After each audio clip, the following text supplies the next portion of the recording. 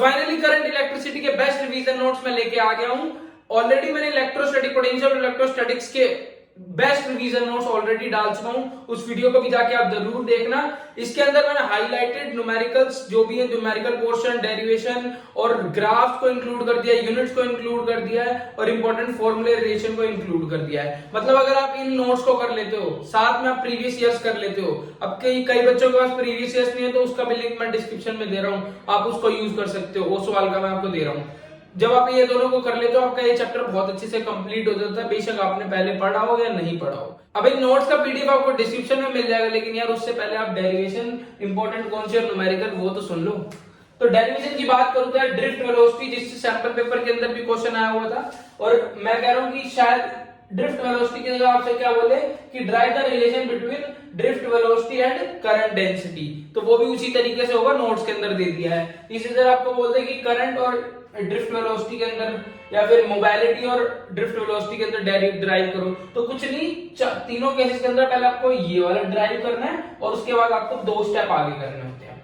Wheatstone bridge की condition आपसे पूछ ले, वो ड्राइव करने के लिए बोल दे, आ सकता है। मीटर ब्रिज से एक डेरिवेशन है जो कि आपको उसके अंदर मिलेगी प्रीवियस ईयर के अंदर, जिसके अंदर एक पहले तो नॉर्मली वो कनेक्ट होता है, उस रेजिस्टेंस कनेक्ट होता है, उसके बाद एक पैरेलल में कनेक्ट कर देते हैं, तो उसका रेशियो आपसे पूछते हैं, तो उसको जरूर कर लेना, वो भी एक डेरिवेशन ही है। न्यूमेरिकल्स में पोटेंशियोमीटर से आपको देखने को मिल सकता है, न्यूमेरिकल हाई चांसेस है। ईएमएफ ऑफ सेल से देखने को मिल सकता है, टेम्परेचर कोफिशिएंट से देखने को मिल सकता है। इसके अलावा कई सारे क्वेश्चंस है, reasoning question, direct formula based, direct relation based, आपको 2 से 3 नंबर में, 1 से 2 नंबर में क्या क्या देखने को मिल सकता है। कंडीशन आपको पता होनी चाहिए सारी की सारी, वो मैंने सारी नोट्स के अंदर दे दी। प्रिंसिपल व्हीटस्टोन ब्रिज का, मीटर ब्रिज का, पोटेंशियोमीटर का, कार्बन रेजिस्टेंस का आपको बहुत अच्छे से पता होना चाहिए। 1 मार्क्स में जो आपके एमसीक्यू आते हैं उसमें देखने को मिल सकता है पक्का।